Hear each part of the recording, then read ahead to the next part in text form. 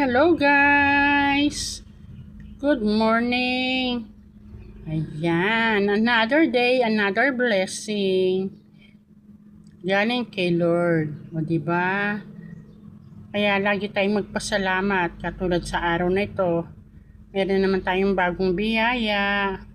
Pagkain upang lumakas ang ating katawan.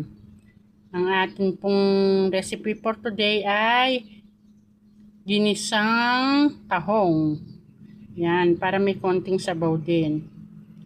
Ang ating pong ingredients dito ay mantika, bawang, sibuyas, luya, patis, tubig, then yung tahong, sili, kamatis,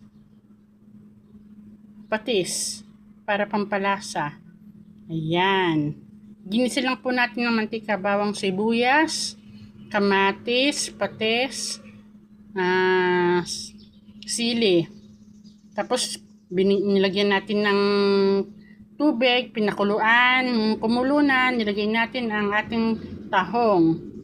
Then nilagyan din natin ng konting gulay na green leafy vegetable na malunggay para mas lalong masustansya ang ating pagkain. Okay. Thank you, Lord. Thank you din sa mga nanood. Happy eating po tayo. Salamat.